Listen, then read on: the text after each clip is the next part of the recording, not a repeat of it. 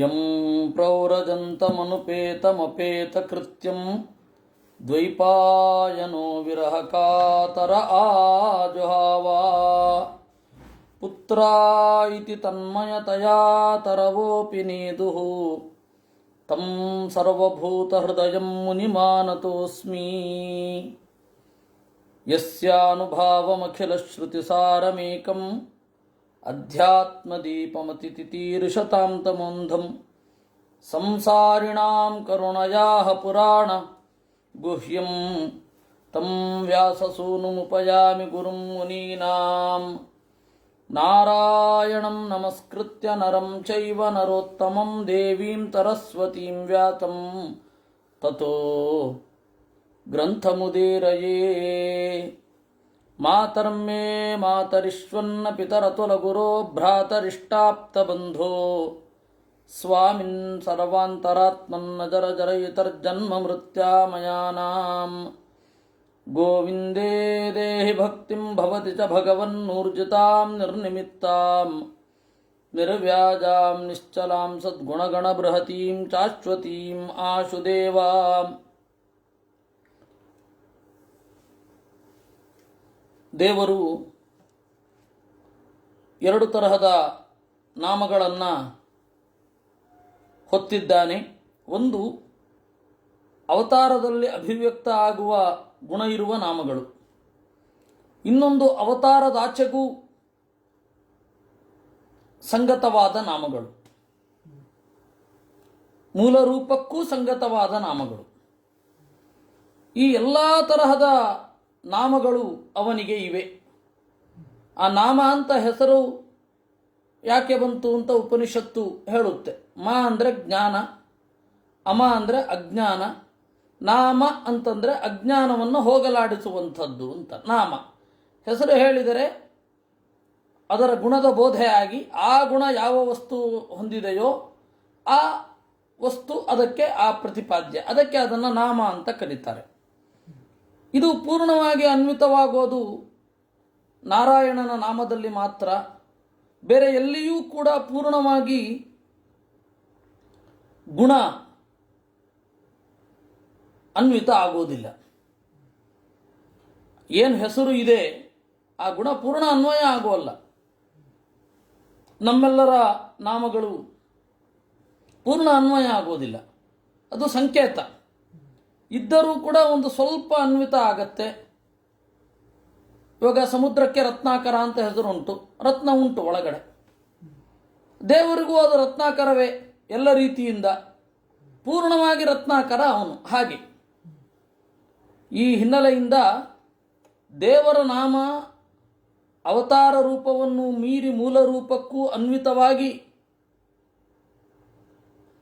ದೇವರ ಗುಣವನ್ನು ಅಭಿವ್ಯಕ್ತ ಮಾಡುತ್ತೆ. ಕೆಲವೊಂದು ಇವಾಗ ಕಂಸಾರಿ ಅನ್ನೋದು ಕೃಷ್ಣ ರೂಪದಲ್ಲಿ ಮಾತ್ರ ಅನ್ವಿತವಾಗತ್ತೆ ಅಂತ ನಾವು ಅಂದ್ಕೊಂಡಿರೋದು, ಅದು ಮೂಲ ಪೂರ್ತಿಯಾಗಿ ಅನ್ವಯ ಆಗತ್ತೆ. ಇವಾಗ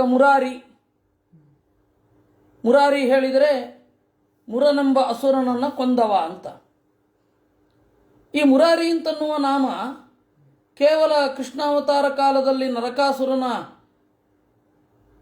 ಭಂಟನೊಬ್ಬ ಮುರ ಅಂತನ್ನುವ ರಾಕ್ಷಸನನ್ನು ಕೊಂದದ್ದಕ್ಕೆ ಮಾತ್ರ ಮುರಾರಿ ಅಲ್ಲ, ಇದು ಮೂಲ ರೂಪಕ್ಕೂ ಅನ್ವಯ ಆಗತ್ತೆ.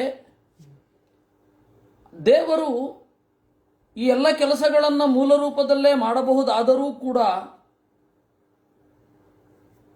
ಅವತಾರ ರೂಪಗಳನ್ನು ತಳೆದು ಆ ಅವತಾರ ರೂಪಗಳಿಂದ ಈ ಎಲ್ಲ ಕೆಲಸಗಳನ್ನು ಮಾಡಿಸುತ್ತಾನೆ. ಇಷ್ಟನ್ನ ನಾವು ನಿನ್ನೆ ನೋಡಿದ್ವಿ. ಇಂತಹ ದೇವರು ಎರಡೂ ಕಡೆಗೆ ಅನ್ವಯವಾಗುವ, ಮೂಲ ರೂಪ ಮತ್ತು ಅವತಾರ ರೂಪಕ್ಕೆ ಅನ್ವಯ ಆಗುವ ನಾಮಗಳಿಂದ ಕೂಡಿರುವ ದೇವರು ಪ್ರಸನ್ನನಾಗಲಿ.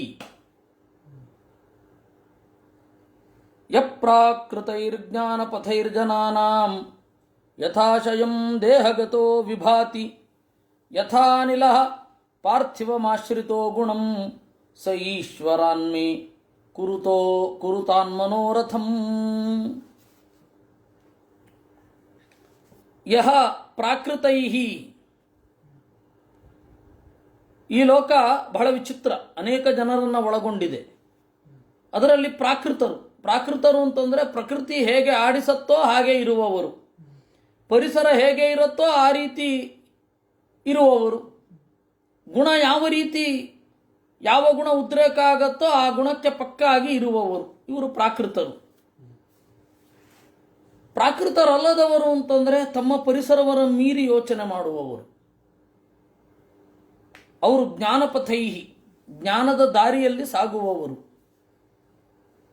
ಹೀಗೆ ಹಲವಾರು ತರಹದ ಜನರಿದ್ದಾರೆ ಈ ಜಗತ್ತಿನಲ್ಲಿ.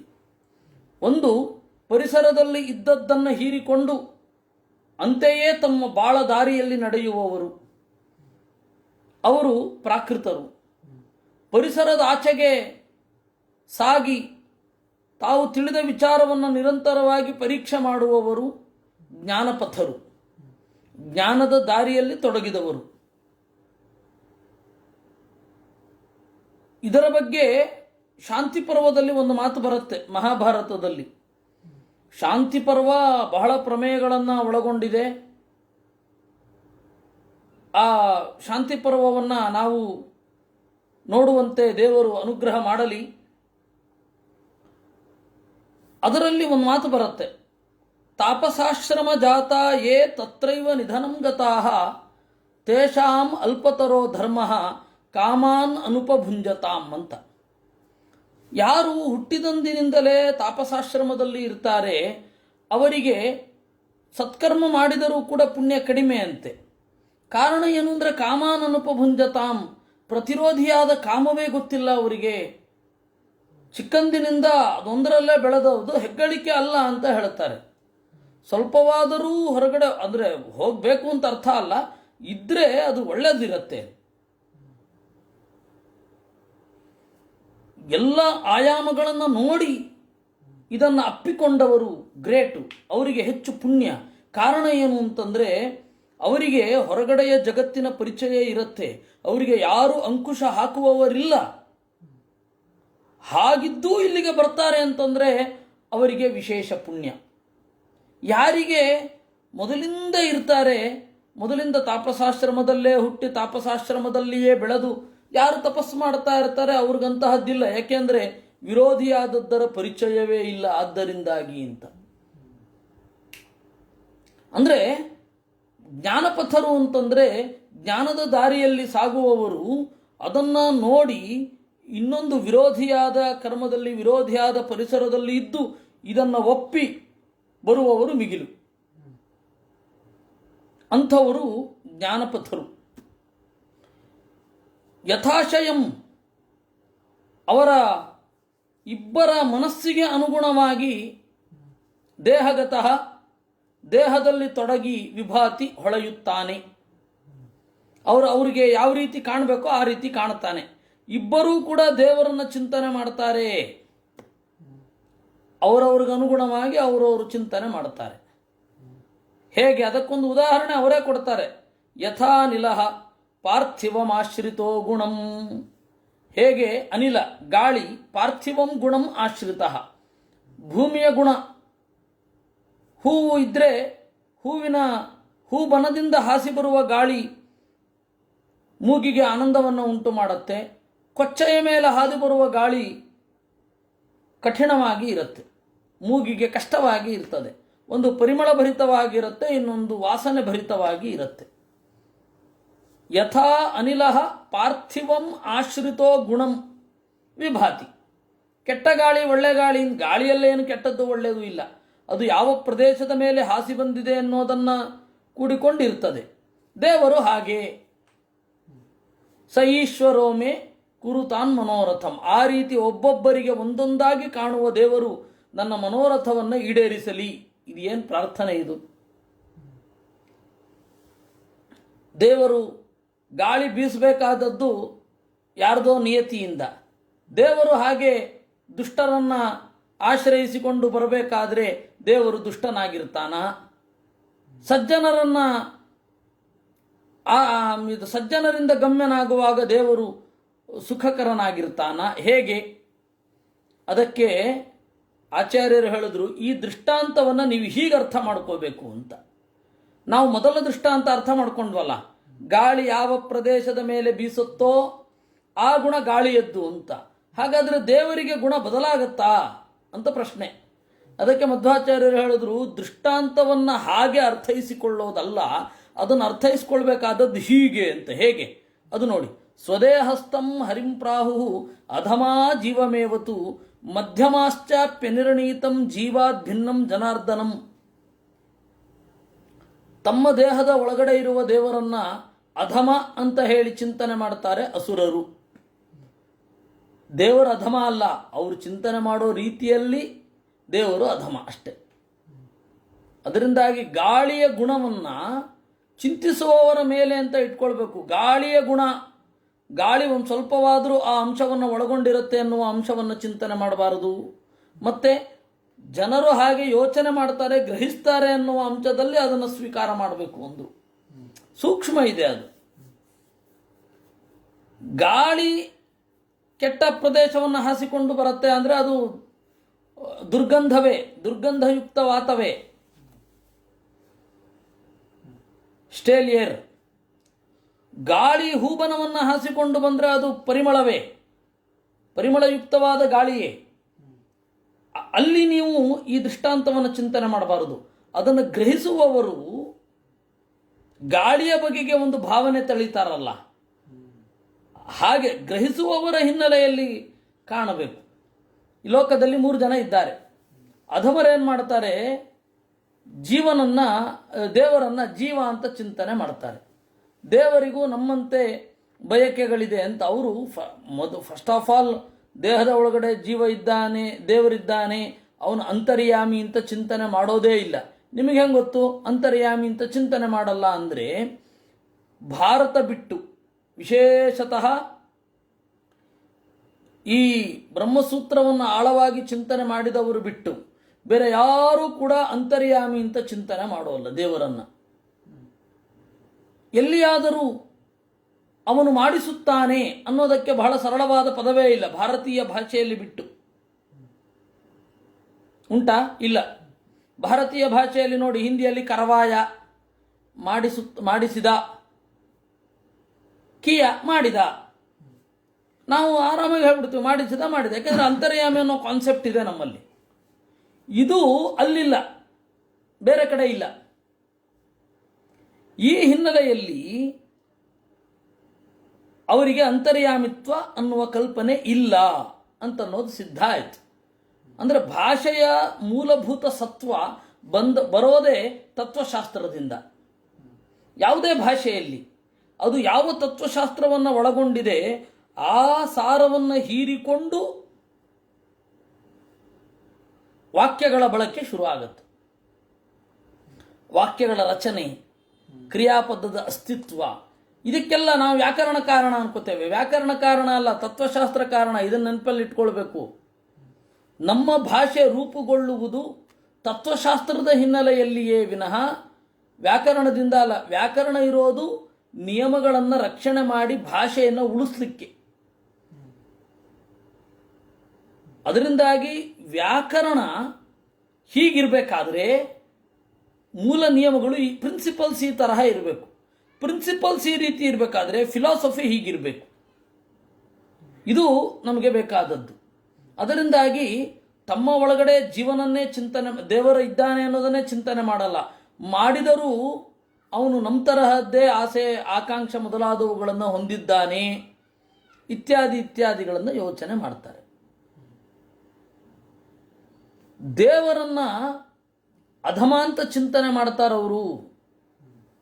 ಇನ್ನು ಮಧ್ಯಮಾಶ್ಚಾಪಿ ಅನಿರ್ಣೀತಂ, ಮಧ್ಯಮರು ಅನಿರ್ಣೀತಂ, ಒಬ್ಬೊಬ್ಬರು ಒಂದೊಂದು ಥರ ಹೇಳ್ತಾರಪ್ಪ ಅಂತ ಕೈ ಚೆಲ್ಲಿ ಬಿಡ್ತಾರೆ. ಅವರು ಹೇಳ್ತಾರೆ, ಇವರು ಹೇಳ್ತಾರೆ. 6 ಅನ್ನುವ ಚಿತ್ರ ಕೊಟ್ಟು ಇದು 9 ಇದು 6 ಅಂತ ಕೇಳ್ತಾರೆ. ಇದು 9 6 ಅದರಿಂದಾಗಿ ನಿರ್ಣಯ ಮಾಡಲಿಕ್ಕಾಗಲ್ಲ, ಒಬ್ಬೊಬ್ರಿಗೊಂದೊಂದು ಕಾಣತ್ತೆ ಅಂತ ಕೈ ಚೆಲ್ಲಿ ಕೂಡ್ತಾರೆ. ಅದು ಮಧ್ಯಮರು. ದೇವರನ್ನು ಹಾಗೆ ಯೋಚನೆ ಮಾಡಿಬಿಡ್ತಾರೆ. ಇವರು ಹೇಳ್ತಾರೆ, ಅವರು ಹೇಳ್ತಾರೆ, ಹಾಗೂ ಹೇಳ್ತಾರೆ, ಹೀಗೂ ಹೇಳ್ತಾರೆ.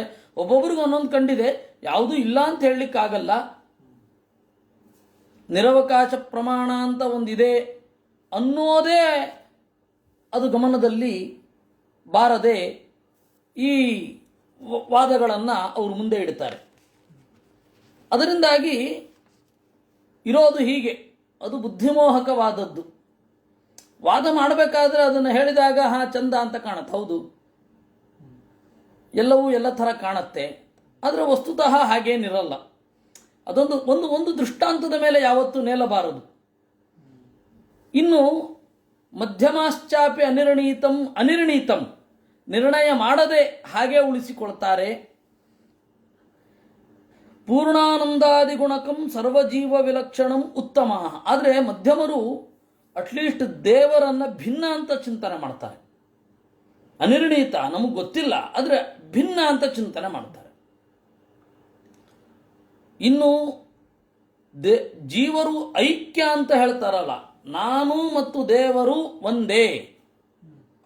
ವಸ್ತುತಃ ನೀವು ಸೂಫಿಗಳ ಪ್ರಕಾರ ನೋಡಿದ್ರೆ ಅವರು ಈಶ್ವರ ಬ್ರಹ್ಮೈಕ್ಯವಾದಿಗಳೇ, ಜೀವ ಬ್ರಹ್ಮೈಕ್ಯವಾದಿಗಳೇ ಸೂಫಿಗಳು. ಭಾರತದ ಮಾಯಾವಾದದಿಂದ ಇನ್ಫ್ಲೂಯೆನ್ಸ್ ಆಗಿ ಅವರು ಇಸ್ಲಾಮಿನಲ್ಲಿ 2 ಪಂಗಡ ಉಂಟು, ಜಬರಿಯಾ ಮತ್ತು ಕಬರಿಯಾ ಅಂತ. ಅದರಲ್ಲಿ ಒಂದು ಜೀವರಿಗೂ ದೇವರಿಗೂ ಭೇದವನ್ನು ಒಪ್ಪಿ ಜಗತ್ತನ್ನು ಸತ್ಯ ಅಂತ ಒಪ್ಪತ್ತೆ. ಇನ್ನೊಂದು ಜೀವರಿಗೂ ದೇವರಿಗೂ ಅಂದರೆ ಅಲ್ಲಾಹು ಅಂತ ಅವ್ರು ಹೇಳ್ತಾರೆ, ಬ್ರಹ್ಮನಿಗೂ ಅಭೇದವನ್ನು ಒಪ್ಪಿ ಜಗತ್ತಿನ ಮಿಥ್ಯಾತ್ವವನ್ನು ಹೇಳ್ತವೆ.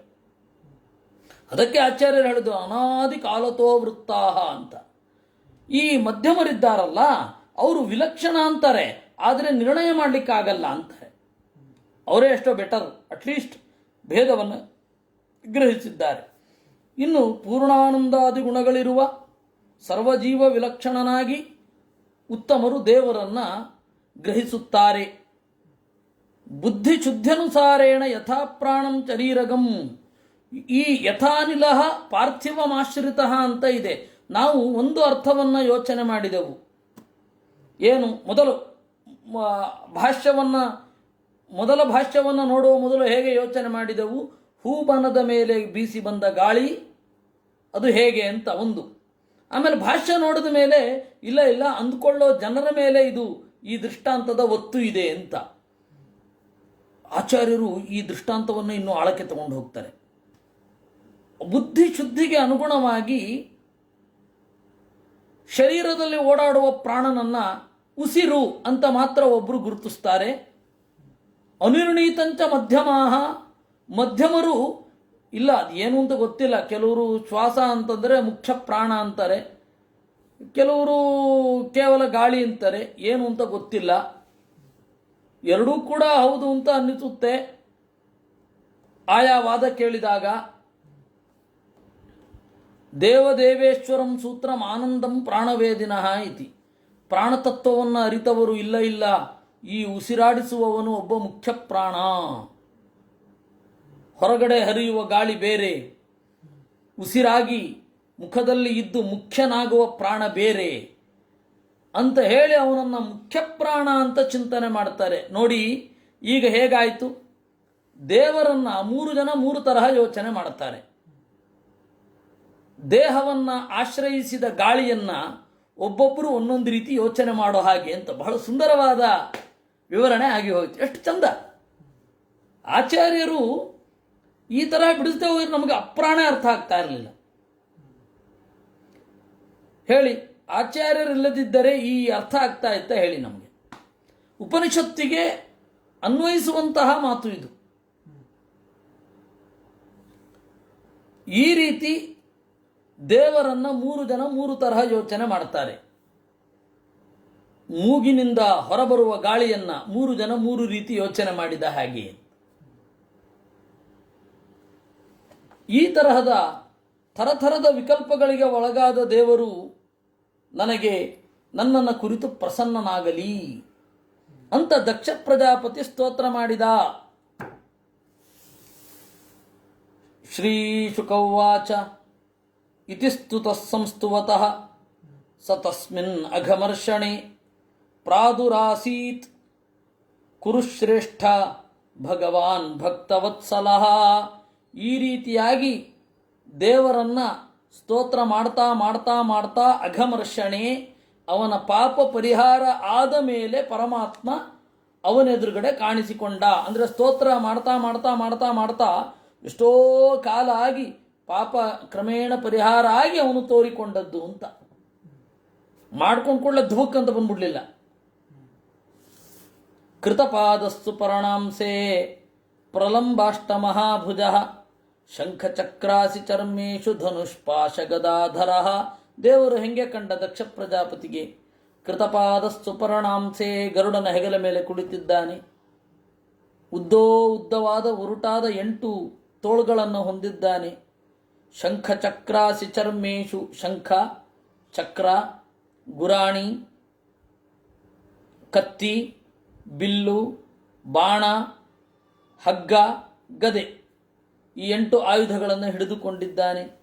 ಪೀತವಾತ ಘನಶ್ಯಾಮ ಪ್ರಸನ್ನವದನೆ ಕ್ಷಣ ವನಮಾಲಾ ನಿವೀತಾಂಗೋ ಲಸಚ್ಛ್ರೀ ವತ್ಸಕೌಸ್ತುಭ. ಹಳದಿ ಬಣ್ಣದ ಬಟ್ಟೆಯುಟ್ಟಿದ್ದಾನೆ.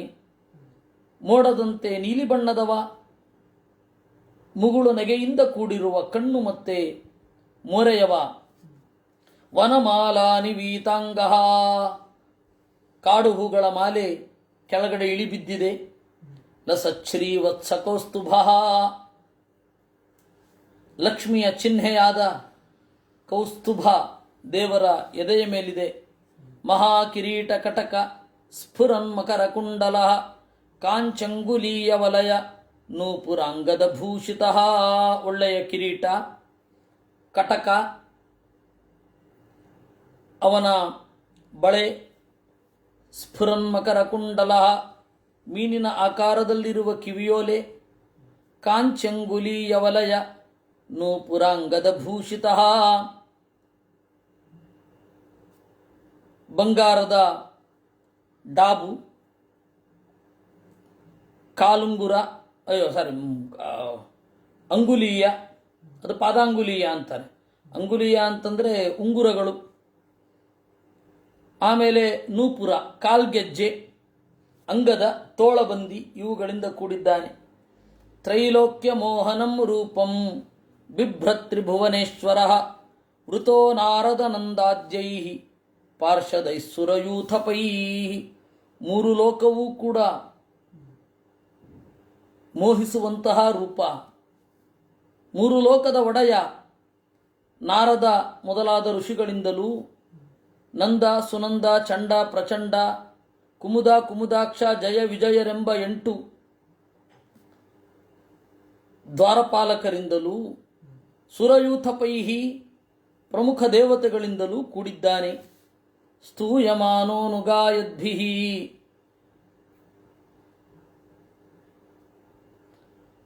ಸಿದ್ಧಗಂಧರ್ವಚಾರಣೈಃ ರೂಪಂ ತನ್ಮಹದಾಶ್ಚರ್ಯಂ ವಿಲೋಕ್ಯಾಗತ ಸಾಧ್ವತಃ ನನಾಮದಂಡವದ್ಭೂಮೌ ಪ್ರಹೃಷ್ಟಾತ್ಮ ಪ್ರಜಾಪತಿ. ಎಲ್ಲರೂ ಕೂಡ ಸಿದ್ಧರು, ಗಂಧರ್ವರು, ಚಾರಣರು ದೇವರನ್ನು ಕೊಂಡಾಡ್ತಾ ಇದ್ದಾರೆ. ಅವರ ಜೊತೆಗೂಡಿದ್ದಾನೆ. ಅತ್ಯಂತ ಅಚ್ಚರಿ ಇರುವ ಈ ರೂಪವನ್ನು ನೋಡ್ತಾ ಒಂದು ಸ್ವಲ್ಪ ಭಯ ಆಯ್ತಂತೆ. ಬೇರೆ ದೇಹದಲ್ಲಿ ಬಂದಿದ್ದಾನೆ, ಆ ದೇಹದ ಗುಣ ಅವನ ಮೇಲೆ ಪರಿಣಾಮ ಬೀರುತ್ತೆ ಕೆಲವೊಮ್ಮೆ. ನನಾಮ ದಂಡವದ್ಭೂಮೌ ಪ್ರಹೃಷ್ಟಾತ್ಮ ಪ್ರಜಾಪತಿ. ಆಮೇಲೆ ಅದು ಒಂದು ಕ್ಷಣ ಅಷ್ಟೇ, ಅದು ಪರಿಹಾರ ಆಯಿತು, ನಮಸ್ಕಾರ ಮಾಡಿದ. ಅರ್ಜುನನು ಕೂಡ ಹೇಳ್ತಾನೆ ಭಯ ಆಯಿತು ಅಂತ. ಅಂದರೆ ಆ ದೇಹದಲ್ಲಿ ಒಮ್ಮೊಮ್ಮೆ ಮನಸ್ಸು ಪರಿಣಾಮ ಬೀರುತ್ತೆ, ಭಯಗೊಳ್ಳುತ್ತೆ.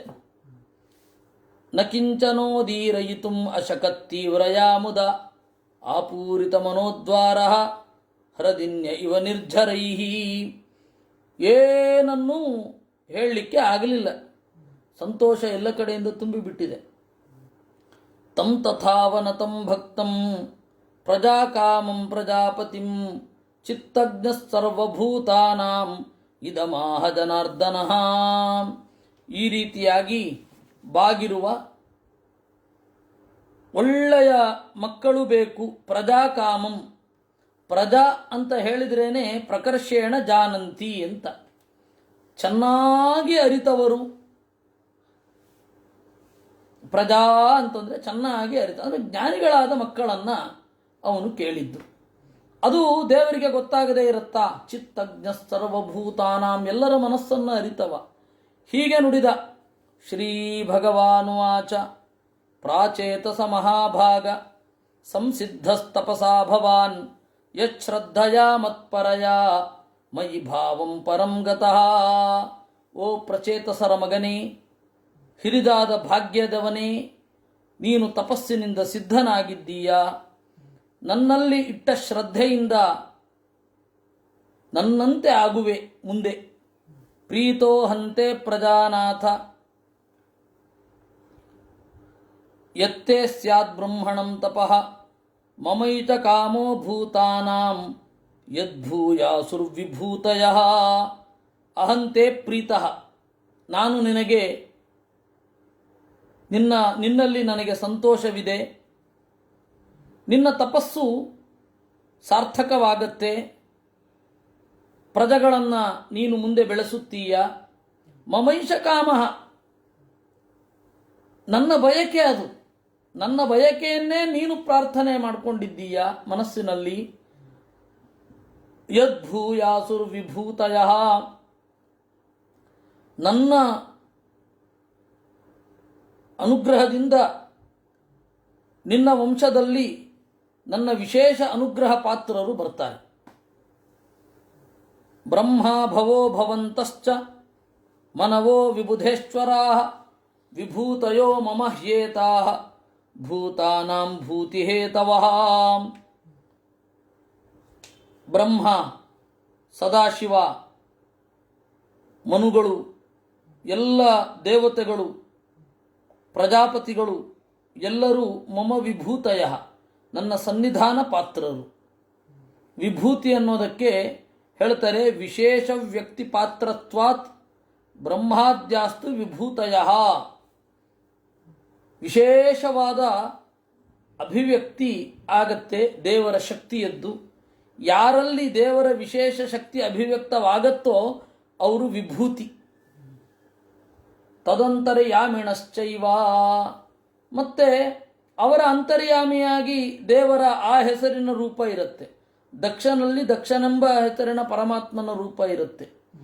ಹಾಗೆ ಪ್ರತಿಯೊಬ್ಬ ಜೀವರಲ್ಲಿ ಆಯಾ ಹೆಸರಿನ ದೇವರ ರೂಪ ಇರ್ತದೆ. ಅಂದರೆ ಬಹಳ ದೊಡ್ಡ ಸಾಧನೆ ಮಾಡಿದವರಲ್ಲಿ. ತದಂತರ್ಯಾಮಿಣಶ್ಚೈವ ಮತ್ಸ್ಯಾದ್ಯ ವಿಭವ ಇತಿ, ಮತ್ಸ್ಯಾದಿಗಳನ್ನು ವಿಭವ ಅಂತ ಕರೀತಾರೆ, ಇದನ್ನ ವಿಭೂತಿ ಅಂತ ಕರೀತಾರೆ. ಈ ತರಹದ ರೂಪಗಳು ಆಗಬೇಕಲ್ವಾ? ತಪೋ ಮೇ ಹೃದಯಂ ಸಾಕ್ಷಾತ್ ತನುರ್ವಿದ್ಯಾ ಕ್ರಿಯಾಕೃತಿ ಅಂಗಾನಿ ಕ್ರತವೋ ಜಾತಾಃ ಧರ್ಮ ಆತ್ಮ ಸವಸ್ಸುರಾಃ. ನನ್ನ ವಿಶೇಷವಾದ ಸನ್ನಿಧಾನ ನಿಮ್ಮಲ್ಲಿ ಇದೆ, ನಿಮ್ಮೆಲ್ಲರಲ್ಲಿ. ಅದರಲ್ಲಿ ಒಂದು ಕ್ರಮ ಉಂಟು. ತಪೋ ಮೇ ಹೃದಯಂ ಸಾಕ್ಷಾತ್, ತಪಸ್ಸು ನನಗೆ ಅತ್ಯಂತ ಪ್ರಿಯ. ತಪಸ್ಸು ನನ್ನ ಹೃದಯ. ಏನು ಹಾಗಂದ್ರೆ ಅದಕ್ಕೆ ಆಚಾರ್ಯರು ಹೇಳಿದ್ರು, ತಪೋಭಿಮಾನಿ ರುದ್ರಸ್ತು ವಿಷ್ಣೋರ್ ಹೃದಯಮಾಶ್ರಿತಃ ಅಂತ. ಸದಾಶಿವ ತಪೋಮಾನಿ, ತಪಸ್ಸನ್ನು ಮಾಡಬೇಕು ಅನ್ನುವ ಬಯಕೆಯನ್ನು ಸಾಧಕರಿಗೆ ಕೊಡ್ತಾನೆ, ಅವ್ರ ಕೈಯಿಂದ ತಪಸ್ಸು ಮಾಡಿಸ್ತಾನೆ. ಮನಸ್ಸು ನೆಟ್ಟಿಗಿದ್ರಲ್ವಾ ತಪಸ್ಸು ಮಾಡೋದು. ಹೀಗಾಗಿ ತಪೋಮೇ ಹೃದಯಂ ಸಾಕ್ಷಾತ್, ಸದಾಶಿವ ನನ್ನ ಹೃದಯದಲ್ಲಿ ನೆಲೆಸಿದ್ದಾನೆ. ಇನ್ನು ತನುರ್ವಿದ್ಯಾ, ವಿದ್ಯಾರೂಪ ತಥೈವೋಮ ವಿಷ್ಣೋ ತನುವಮಾಶ್ರಿತ. ವಿದ್ಯೆ ಅಂತಂದರೆ ಉಮೆ, ಪಾರ್ವತಿ. ಅವಳು ಪರಮಾತ್ಮನ ದೇಹವನ್ನು ಆಶ್ರಯಿಸಿದ್ದಾಳೆ. ಕ್ರಿಯಾಕೃತಿ ಶೃಂಗಾರಾದ್ಯಾಕೃತಿಗತಃ ಕ್ರಿಯಾತ್ಮ ಪಾಕಶಾಸನಃ. ಆಕೃತಿ ಅಂತಂದರೆ ತನ್ನ ನಿಲುವಿನಿಂದ, ದೇಹವನ್ನು ತನ್ನ ನಿಲುವಿನಿಂದ ಭಾವನೆಯನ್ನು ಅಭಿವ್ಯಕ್ತಿಪಡಿಸುವ ದೇಹದ ಭಾಷೆಯನ್ನು ಆಕೃತಿ ಅಂತ ಕರೀತಾರೆ. ಅದು ಕ್ರಿಯಾ. ಕ್ರಿಯಾ ಯಾವುದು? ಕ್ರಿಯಾ ಪಾಕಶಾಸನ. ಕರ್ಮದ ಅಭಿಮಾನಿಯಾದ ಇಂದ್ರ ಏನಿದ್ದಾನೆ ಅವನು ದೇವರ ಕ್ರಿಯೆಯನ್ನು ಆಶ್ರಯಿಸಿ ಇದ್ದಾನೆ. ಅಂಗೇಶು ಕ್ರತವಃ ಸರ್ವೇ ಮಧ್ಯದೇಹೇ ಚ ಧರ್ಮರಾಟ್. ಅಂಗಾನಿ ಕ್ರತವಃ ಅಂತ ಎಲ್ಲ ಯಜ್ಞಾಭಿಮಾನಿಗಳು, ಯಜ್ಞದ ದ್ರವ್ಯಾಭಿಮಾನಿಗಳು ದೇವರ ಅಂಗಾಂಗಗಳನ್ನು ಆಶ್ರಯಿಸಿ ಇದ್ದಾರೆ. ಧರ್ಮ ಆತ್ಮ ಅಸವಸ್ಸುರಾಹ. ಇನ್ನು ನಟ್ಟ ನಡುವಣ ಭಾಗದಲ್ಲಿ ಧರ್ಮಾಭಿಮಾನಿ ಇದ್ದಾನೆ. ಪ್ರಾಣೇ ವಾಯುಶ್ಚಿತ್ತಗತಃ ಬ್ರಹ್ಮಾನ್ಯಾಖ್ಯೇತು ದೇವತಾ. ದೇವರ ಪ್ರಾಣದಲ್ಲಿ ವಾಯುದೇವ ನೆಲೆಗೊಂಡಿದ್ದಾನೆ, ದೇವರ ಚಿತ್ತದಲ್ಲಿ ಬ್ರಹ್ಮ ನೆಲೆಗೊಂಡಿದ್ದಾನೆ. ಹೀಗೆ ಉಳಿದ ದೇವತೆಗಳು ಕೂಡ ಬೇರೆ ಬೇರೆ ಇಂದ್ರಿಯಗಳಲ್ಲಿ ನೆಲೆಗೊಂಡಿದ್ದಾರೆ. ಯದಾಶ್ರಯಂ ಯದ್ಭವತಿ ತತ್ತನ್ನಾಮಕ ಮೀರಿತಂ ಇತಿ ಶಬ್ದ ನಿರ್ಣಯೇ. ಯಾವುದರಲ್ಲಿ ಯಾವುದು ಆಶ್ರಯಿಸಿಕೊಂಡಿರುತ್ತೋ ಅದನ್ನು ಅದೇ ಹೆಸರಿನಿಂದ ಕರೆಯೋದಲ್ವಾ. ಕಾರ್ ಬಂತು ಅಂತೇವೆ, ಕಾರಿನ ಒಳಗಡೆ ಇರುವ ಪುರುಷ ಬಂದ ಅಂತ ಅರ್ಥ. ಹೇಗೋ ಹಾಗೆ. ಅದರಿಂದಾಗಿ ಶಬ್ದ ನಿರ್ಣಯದಲ್ಲಿ ಈ ತರಹ ಇದೆ. ಅದರಿಂದಾಗಿ ದೇವರ ಮಾತನ್ನು ಇನ್ನೊಮ್ಮೆ ನೋಡೋಣ.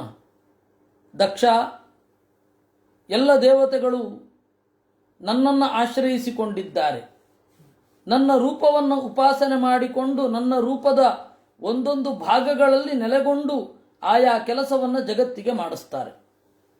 ಅದರಲ್ಲಿ ತಪೋಮೇ ಹೃದಯಂ ಸಾಕ್ಷಾತ್. ತಪೋಮಾನಿಯಾದ ಸದಾಶಿವ ನನ್ನ ಹೃದಯದಲ್ಲಿ ನೆಲೆಸಿದ್ದಾನೆ, ಜೀವರಿಗೆ ಆ ಕೆಲಸ ಮಾಡಿಸ್ತಾನೆ. ತನುಹು ವಿದ್ಯಾ, ನನ್ನ ಇಡೀ ದೇಹ, ಅದರಲ್ಲಿ ವಿದ್ಯಾಭಿಮಾನಿನಿಯಾದ ಪಾರ್ವತಿ ಇದ್ದಾಳೆ, ಜನರಿಗೆ ವಿದ್ಯೆಯನ್ನು ಕೊಡ್ತಾಳೆ. ನಾವಿವತ್ತು ವಿದ್ಯೆಯ ಮೂಲಕವೇ ದೇವರ ಆಕೃತಿಯನ್ನು ಚಿಂತನೆ ಮಾಡಲಿಕ್ಕಾಗುವುದು, ದೇವರ ದೇಹವನ್ನು ಚಿಂತನೆ ಮಾಡಲಿಕ್ಕಾಗುವುದು. ಇನ್ನು ಕ್ರಿಯಾ ಆಕೃತಿ. ಆಕೃತಿ ಅಂತಂದರೆ ಕ್ರಿಯಾತ್ಮನಾಗಿರುವ ಇಂದ್ರ, ಅವನು ಆಕೃತಿ, ದೇವರ ದೈಹಿಕ ಭಾಷೆಯಿಂದ ಅಭಿವ್ಯಕ್ತವಾಗುವ ಭಾವ. ಅಂಗಾನಿ ಕ್ರತವಃ.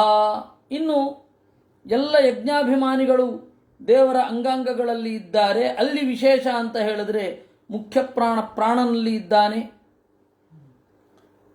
ಚಿತ್ತದಲ್ಲಿ ನಾನು ಅಂತನ್ನುವ ಅಭಿಮಾನದ ಕೋಶದಲ್ಲಿ ಬ್ರಹ್ಮ ನೆಲೆಗೊಂಡು ಪ್ರಜೆಗಳಿಗೆ ಆ ಅಭಿಮಾನ ಮೊದಲಾದವುಗಳನ್ನು ಕೊಡ್ತಾ ಇದ್ದಾನೆ. ಅದರಿಂದಾಗಿ ಅವರನ್ನು ಅದೇ ಹೆಸರಿನಿಂದ ಕರೀತಾರೆ.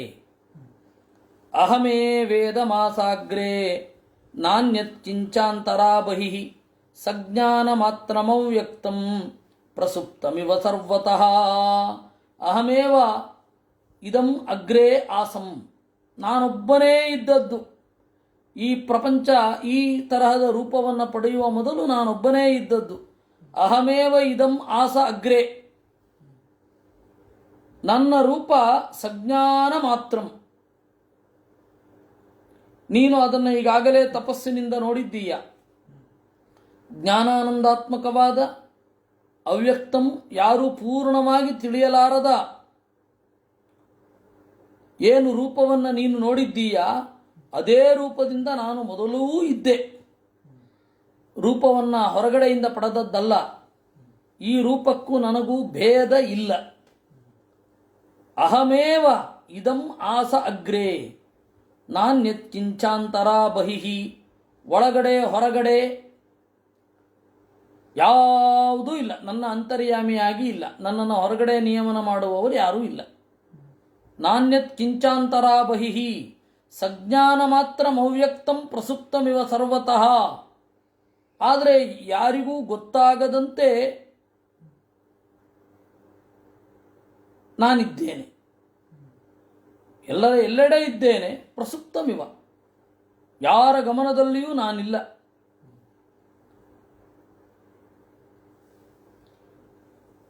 ಇದನ್ನು ಆಚಾರ್ಯರು ಮಾಹಾತ್ಮ್ಯ ಅನ್ನುವ ಒಂದು ಗ್ರಂಥದ ಹಿನ್ನೆಲೆಯಲ್ಲಿ ಹೇಳ್ತಾರೆ. ನಾನಾ ವರ್ಣಃ ಹರಿಸ್ತ್ವೇಕಃ ಬಹುಶೀರ್ಷ ಭುಜೋರುಪಾತ್ ಆಸೀಲ್ಲಯೇ ತದನ್ಯತ್ತು ಸೂಕ್ಷ್ಮ ರೂಪಂ ಶ್ರಿಯಂ ವಿನ ಅಸುಪ್ತಃ ಸುಪ್ತ ಇವ ಚ ಮೀಲಿತಾಕ್ಷೋ ಭವದ್ಧರಿಹಿ. ನಾನಾವರ್ಣ, ಥರಥರದ ಬಣ್ಣ ಇರುವ ಪರಮಾತ್ಮ ಅನಂತವಾದ ಅವಯವಗಳವನಾಗಿ ಪ್ರಳಯ ಕಾಲದಲ್ಲಿಯೂ ಇದ್ದ. ಪ್ರಳಯ ಕಾಲದಲ್ಲಿ ಏನೂ ಇರಲಿಲ್ಲ, ಆಮೇಲೆ ದೇವರಿಗೆ ರೂಪ ಬಂತು, ಅವನು ಯಾರೋ ಸೃಷ್ಟಿ ಮಾಡಿದ್ರು, ಹೀಗೆಲ್ಲ ಅಂದುಕೊಳ್ಳಬೇಡಿ. ಸೂಕ್ಷ್ಮ ರೂಪಂ ಶ್ರಿಯಂ ವಿನ, ಲಕ್ಷ್ಮೀದೇವಿಯನ್ನು ಹೊರತುಪಡಿಸಿ ಇನ್ಯಾವುದೂ ಕೂಡ ಪ್ರಜ್ಞಾಪೂರ್ವಕವಾಗಿ ಇರಲಿಲ್ಲ. ಅಸುಪ್ತ ಸುಪ್ತ ಇವಚ ಮೀಲಿತಾಕ್ಷ ಅಭವದ್ ಹರಿಹಿ. ದೇವರು ಅಸುಪ್ತ, ಯಾವತ್ತೂ ಕೂಡ ಗಾಢವಾದ ನಿದ್ರೆ ಇಲ್ಲ, ಅಜ್ಞಾನ ಇಲ್ಲ. ಮೀಲಿತಾಕ್ಷ ಅಭವತ್, ಕಣ್ಣು ಮುಚ್ಕೊಂಡಿರ್ತಾನಷ್ಟೇ.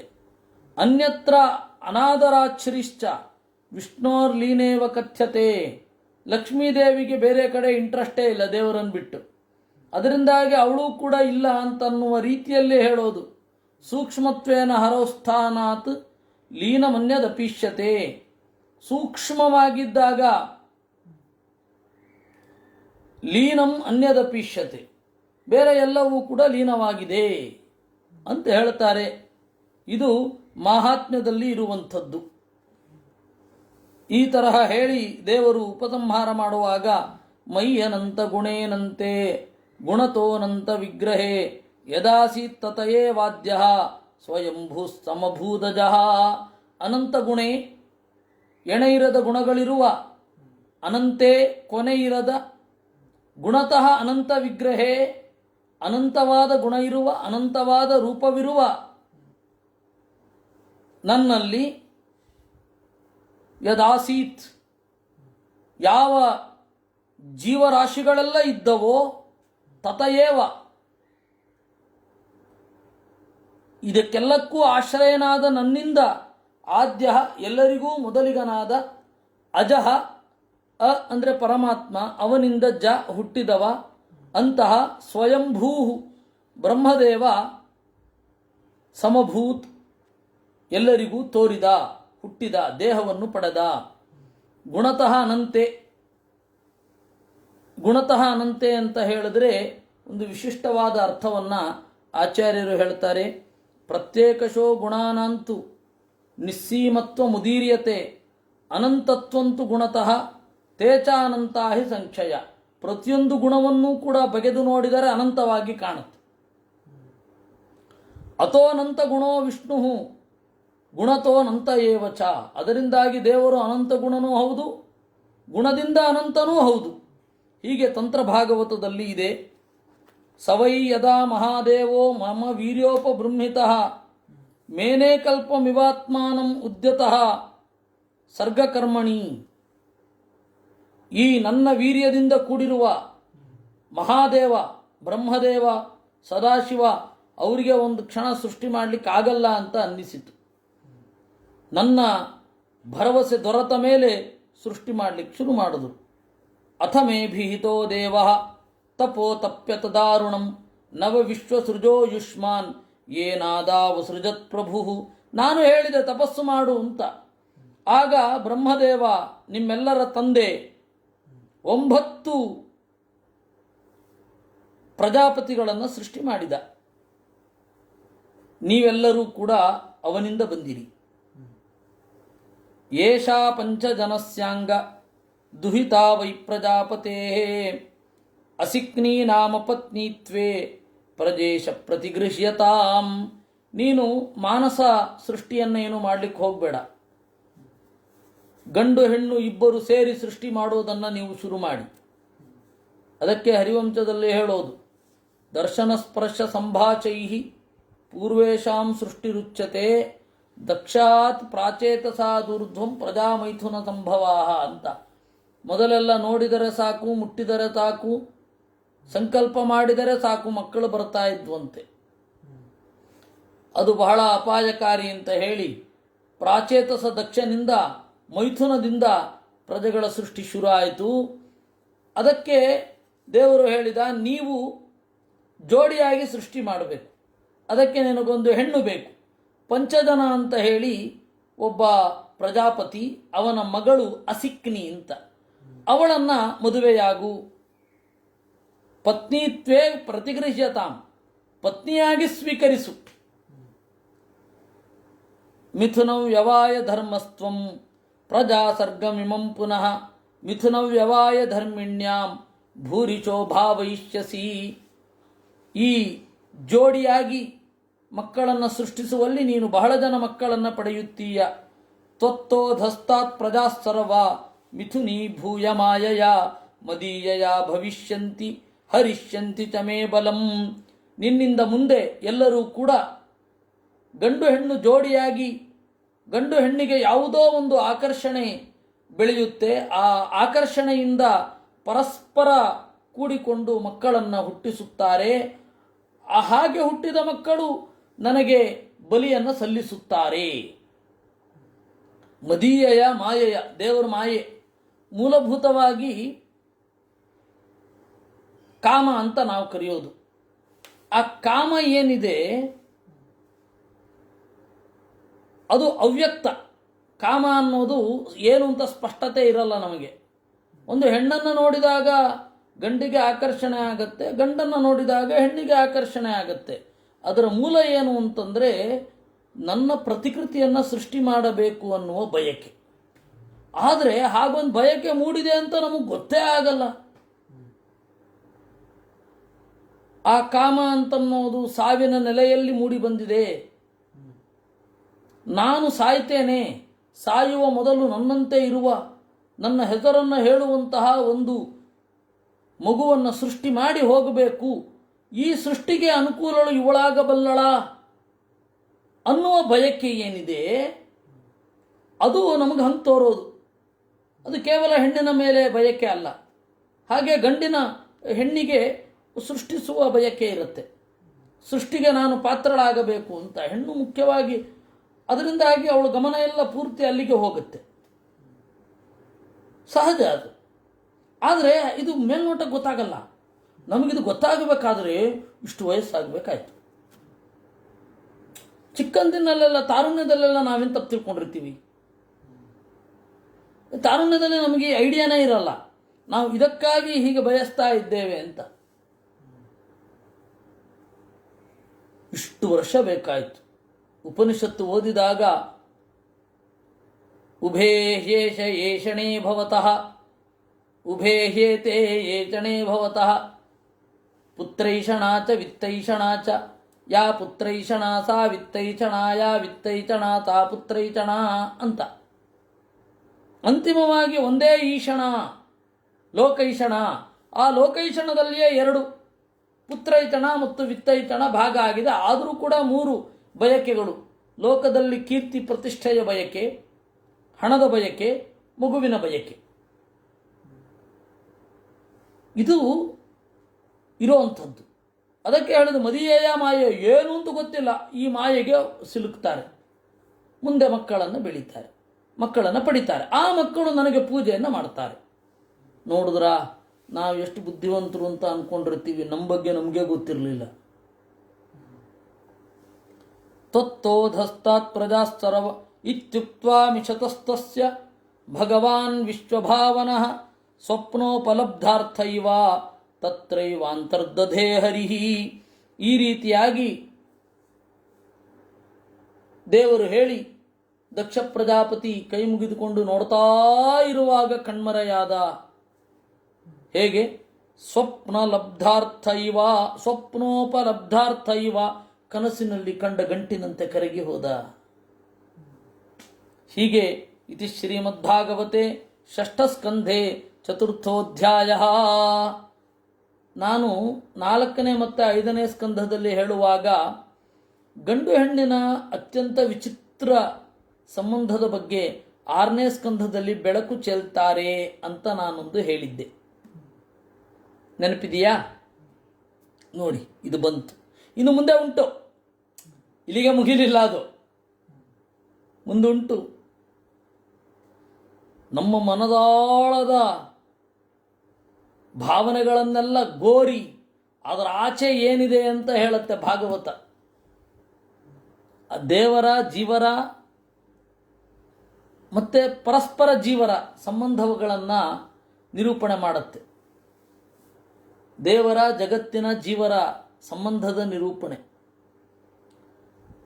ತಸ್ಯಾಂ ಸ ಪಾಂಚಜನ್ಯಾಂ ವೈ ವಿಷ್ಣುಮಾಯೋಪಬೃಂಹಿತ ಹರಿಯಶ್ವ ಸಂಜ್ಞಾನಯುತಂ ಪುತ್ರಾನ್ ಅಜನಯದ್ವಿಭು. ಈ ಪಂಚಜನನ ಮಗಳು ಪಾಂಚಜನ್ಯಾ ಅಂತ, ಪಾಂಚಜನಿ ಅಂತ ಅವಳ ಹೆಸರು, ಪಾಂಚಜನ್ಯಾಂ. ಆ ಪಂಚಜನನ ಮಗಳಲ್ಲಿ ವಿಷ್ಣುಮಾಯೋಪಬೃಂಹಿತ ದೇವರ ಬಲದಿಂದ ಕೂಡಿಕೊಂಡು ಹರಿಯಶ್ವ ಎಂಬ 10,000 ಮಕ್ಕಳನ್ನು ಪಡೆದ. ಅಪೃಥಗ್ಧರ್ಮಶೀಲಾಸ್ತೆ ಸರ್ವೇದಾಕ್ಷಾಯಣ ನೃಪ ಪಿತ್ರಾ ಪ್ರೋಕ್ತ ಪ್ರಜಾಸರ್ಗೆ ಪ್ರತೀಚೀಂ ಪ್ರಯಯುರ್ದಿತಂ. ಅಪೃಥಗ್ಧರ್ಮಶೀಲಾ, ಅವರೆಲ್ಲರೂ ಕೂಡ ಒಂದೇ ರೀತಿಯಾದ ಸ್ವಭಾವದವರು, ಎಲ್ಲರೂ ದಾಕ್ಷಾಯಣ, ದಕ್ಷನ ಮಕ್ಕಳು. ತಂದೆ ಹೇಳಿದ ಸೃಷ್ಟಿ ಮಾಡ್ರೋ ಅಂತ, ಅದಕ್ಕೆ ತಪಸ್ ಮಾಡಲಿಕ್ಕೆ ಅಂತ ಪಶ್ಚಿಮ ದಿಕ್ಕಿಗೆ ಹೋದರು. ತತ್ರ ನಾರಾಯಣ ಸರಸ್ತೀರ್ಥಂ ಸಿಂಧು ಸಮುದ್ರಯೋ ಸಂಗಮೋ ಯತ್ರ ಸುಮಹನ್ ಮುನಿ ಸಿದ್ಧ ನಿಷೇವಿತಂ. ಅಲ್ಲಿ ನಾರಾಯಣ ಸರಸ್ಸು ಅಂತ ಒಂದು ಜಾಗ ಇತ್ತು. ಅದು ನದಿ ಮತ್ತು ಸಮುದ್ರಗಳು ಒಗ್ಗೂಡುವಂತಹ ಜಾಗ. ಅಲ್ಲಿ ಹೋಗಿ ತಪಸ್ಸು ಮಾಡಿದರು. ತದುಪಸ್ಪರ್ಶನಾದೇವ ವಿನಿರ್ಧೂತ ಮಲಾಚಯ ಧರ್ಮೇ ಪಾರಮಹಂಸ್ಯೇ ಚ ಪ್ರೋತ್ಪನ್ನ ಮತಯೋಪ್ಯುತ. ತದುಪಸ್ಪರ್ಶನಾದೇವ, ಆ ನೀರು ಮುಟ್ಟಿದ ಕೂಡಲೇ ಅವರ ಮನಸ್ಸು ಎಲ್ಲ ಪವಿತ್ರ ಆಗೋಯ್ತಂತೆ. ವಿನಿರ್ಧೂತ ಮಲಾಶಯ, ಆಶಯ ಅಂದರೆ ಮನಸ್ಸು, ಮಲ ಅಂದರೆ ಕೊಳೆ, ಮಹಾಶಯ ಅಂತೀವಿ ನೋಡಿ, ದೊಡ್ಡ ಮನಸ್ಸಿನವ ಅಂತ ಅರ್ಥ. ಮಹಾಶಯ, ಆಶಯ ಅಂದರೆ ಅಂತಃಕರಣ. ವಿನಿರ್ಧೂತ ಮಲಾಶಯ, ಯಾವ ಕೊಳೆಯೂ ಇರದೆ ಹೊರಟು ಹೋಯಿತು. ಅವಾಗಲೇ ಅವರಿಗೆ ಸನ್ಯಾಸದಲ್ಲಿ ಪ್ರೋತ್ಪನ್ನ ಮತಯ ಪ್ರಜ್ಞೆ ಉಂಟಾಯಿತು. ನೋಡಿ, ನೆನಪಿಡಿ, ನಾರದರ ಭಾವನೆಗಳು, ನಾರದರದ್ದೆಲ್ಲ ಅರ್ಥ ಮಾಡ್ಕೊಳ್ಬೇಕಾದ್ರೆ ಮೊದಲೇನೆ ಏನಾಗಿತ್ತು ಅಂತ ಗಮನಿಸಬೇಕು. ನೋಡಿ, ಹೋಗಿ ಅಲ್ಲಿ ಮುಟ್ಟಿದ ಕೂಡಲೇ ಪ್ರೋತ್ಪನ್ನ ಮತಯ ಅಪಿಯುತ, ಈಗಾಗಲೇ ಅವರ ಮನಸ್ಸಿನ ಒಳಗಡೆ ಇದ್ದ ಭಾವನೆಗೆ ನಾರದರು ಪ್ರಚೋದನೆ ಮಾಡಿದ್ದೇ ವಿನಃ ನಾರದರೇ ಸ್ವತಂತ್ರವಾಗಿ ಬೇರೆ ಕಡೆ ತಿರುಗಿಸಿದ್ದಲ್ಲ ಅನ್ನೋದನ್ನು ನೆನಪಲ್ಲಿ ಇಟ್ಕೊಳ್ಬೇಕು. ಸಾಮಾನ್ಯ ಈ ಅಂಶವನ್ನು ನಾನು ಎಲ್ಲ ಕಡೆ ಮಿಸ್ ಆಗಿ ಹೋಗೋದನ್ನೇ ಕಂಡಿದ್ದೇನೆ. ಯಾರೂ ಕೂಡ ಈ ಅರ್ಧ ಶ್ಲೋಕವನ್ನು ಗಮನಿಸಿದ ಹಾಗೆ ಕಾಣೋದಿಲ್ಲ. ಪ್ರೋತ್ಪನ್ನ ಮತಯ, ಮತ್ತೆ ದಕ್ಷ ಪ್ರಜಾಪತಿಗೆ ಗೊತ್ತಾಗಲಿಲ್ಲ. ನನ್ನ ಮಕ್ಕಳ ಒಳಗಡೆ ಈ ಭಾವನೆ ಉಂಟಾಯಿತು, ನಾರದರು ಗೊತ್ತಾಯ್ತು, ಇವನು ಗೊತ್ತಾಗಲಿಲ್ಲ. ತೇಪಿರೇ ತಪ ಏವೋಗ್ರಂ ಪಿತ್ರಾದೇಶೇನ ಯಂತ್ರಿತಾ, ಅವರಿಗೆ ವೈರಾಗ್ಯ ಬಂದಿದೆ, ಆದರೆ ತಂದೆಯ ಅಣತಿ ಇದೆ. ಅದರ ನಿಯಂತ್ರಣಕ್ಕೆ ಒಳಗಾಗಿ ಉಗ್ರಂ ತಪಃ ತೇಪಿರೇ, ಉಗ್ರವಾದ ತಪಸ್ಸನ್ನು ಮಾಡಿದರು. ಅವ್ರಿಗೆ ಮನಸ್ಸಿರಲಿಲ್ಲ, ಅಯ್ಯೋ ತಂದೆ ಹೇಳಿದ್ದಾರಲ್ಲ ಅಂತ ಮಾಡೋದು. ಮನಸ್ಸಿಲ್ಲದೆ ಮದುವೆ ಆಗೋದು, ಮನಸ್ಸಿಲ್ಲದೆ ಸನ್ಯಾಸ ತಗೊಳ್ಳೋದು ಎಲ್ಲ ಡೇಂಜರಸ್. ಪಾಪ ನಾರದರು ಹಾಗಾಗಬಾರದು ಅಂತ ಅವ್ರು ಈ ರೀತಿ ಹೇಳಿದ್ದು. ಪ್ರಜಾ ವಿವೃದ್ಧಯೇ ಯತ್ತಾನ್ ದೇವರ್ಷಿಸ್ತಾನ್ ದದರಚಃ, ತಂದೆಯ ಬಲವಂತಕ್ಕಾಗಿ ಮಕ್ಕಳನ್ನು ಮಾಡಿ ಪ್ರಜೆಗಳನ್ನು ಪರಂಪರೆಯನ್ನು ಮುಂದುವರಿಸಬೇಕು ಅಂತ ಕಷ್ಟಪಡ್ತಾ ಇರುವ ಅವರನ್ನು ನೋಡಿ ಅವರನ್ನು ನಾರದರು ನೋಡಿದರು. ಉವಾಚ ವಾಚಂ ಹರಿಯಶ್ವಾಹ ಕಥಂ ಸ್ರಕ್ಷಥ ವೈ ಪ್ರಜಾ. ಅಲ್ಲಪ್ಪ ಹರಿಯೇಶ್ವರೇ, ನಾರದರು ಬಂದು ಹೇಳಿದ್ರು, ಅಲ್ಲಪ್ಪ ಹರಿಯೇಶ್ವರೇ, ಹೇಗ್ರೋ ಸೃಷ್ಟಿ ಮಾಡ್ತೀರಾ, ಹೇಗ್ರೋ ಸೃಷ್ಟಿ ಮಾಡ್ತೀರಾ ಅನ್ನೋದರಲ್ಲಿ ಈ ಧ್ವನಿಯೆಲ್ಲ ಇದೆ. ಒಳಗಡೆಯಿಂದ ಮನಸ್ಸಿಲ್ಲ, ಹೊರಗಡೆಯಿಂದ ಪ್ರಯತ್ನ.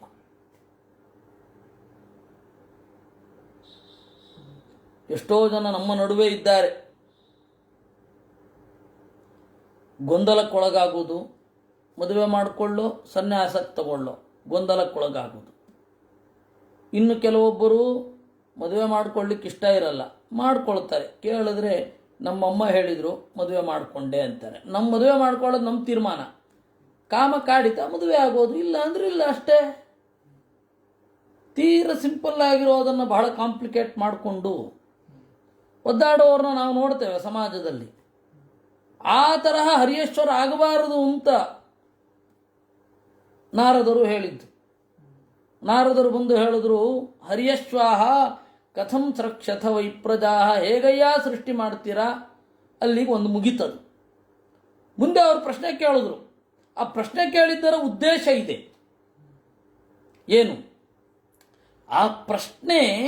ನೀವು ಪ್ರಶ್ನೆಯ ಹಿಂದೆ ಹೋಗ್ತಿರೋ, ಪ್ರಶ್ನೆ ಬೇಡ ಬಯಕೆ ಬೇಕು ಅಂತ ಹೋಗ್ತಿರೋ ಅಂತ ಅವರನ್ನು ಡೈವರ್ಟ್ ಮಾಡಿದ್ದದು. ಅವರಿಗೆ ಕೇಳಿದ್ದು ಹೀಗೆ, ಅದೃಷ್ಟ್ವಾಂತಂ ಭುವೋ ಯೂಯಂ ಬಾಲಿಶಾಬತ ಬಾಲಕಾ. ಅದೃಷ್ಟ್ವಾಂತಂ, ಭೂಮಿಯ ಕೊನೆ ಗೊತ್ತೇನ್ರಯ್ಯ ನಿಮಗೆ? ನೋಡಿದ್ರ ಮಕ್ಕಳು ಮಾಡಲಿಕ್ಕೆ ಭೂಮಿಯ ಕೊನೆ ಎಲ್ಲಿ ಯಾಕೆ ಗೊತ್ತಾಗ್ಬೇಕು ಹೇಳಿ?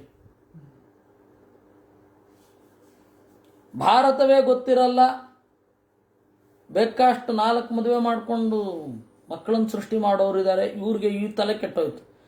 ಭೂಮಿಯ ಅಂತ್ಯವನ್ನು ತಿಳಿದುಕೊಳ್ಳು ಅಥವಾ ಭೂಮಿಯ ಕೊನೆಯನ್ನು ತಿಳ್ಕೊಳ್ಳೋದಕ್ಕೂ ಮದುವೆ ಮಾಡ್ಕೊಳ್ಳೋದಕ್ಕೂ ಏನು ಸಂಬಂಧ ಅಂತ ಅವ್ರಿಗೆ ಅನ್ನಿಸ್ತೇ ಇಲ್ಲ.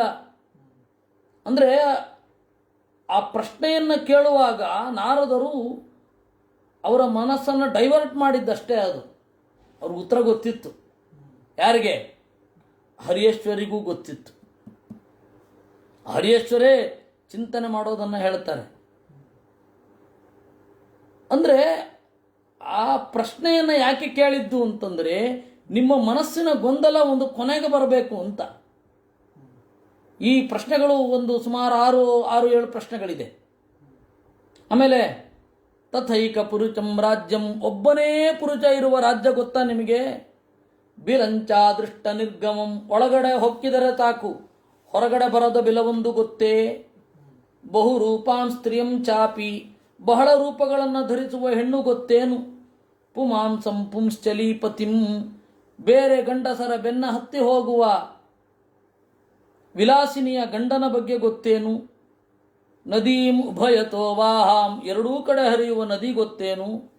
ಪಂಚಾದ್ಭುತಂ ಗೃಹಂ, 5 ಅದ್ಭುತವಾದ ವಸ್ತುಗಳಿರುವ ಮನೆ ಗೊತ್ತೋ? ಕಚ್ಚಿದ್ ಹಂಸಂ ಚಿತ್ರಕಥಂ,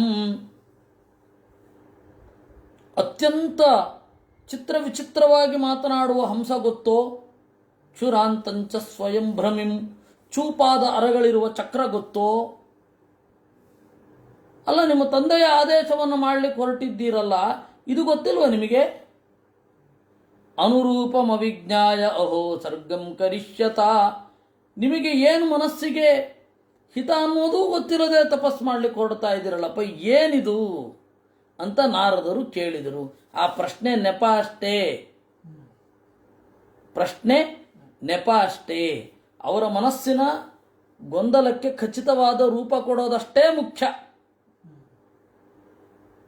ಆ ಪ್ರಶ್ನೆಯ ಉತ್ತರ ಏನು, ಈ ಸೃಷ್ಟಿಯ ಸಿಕ್ಕು ಏನು ಇತ್ಯಾದಿಗಳನ್ನು ನಾಳೆ ನೋಡೋಣ ಅಂತ ಹೇಳ್ತಾ ಇವತ್ತಿನ ಚಿಂತನೆಯನ್ನು ಮುಗಿಸೋಣ. ಕೃಷ್ಣಾರ್ಪಣಮಸ್ತು. ಅನೇನ ಭಾವಿಯತ್ ಪುಣ್ಯಂ ತದಾಪ್ನೋತು ಪಿತಾಮಮ.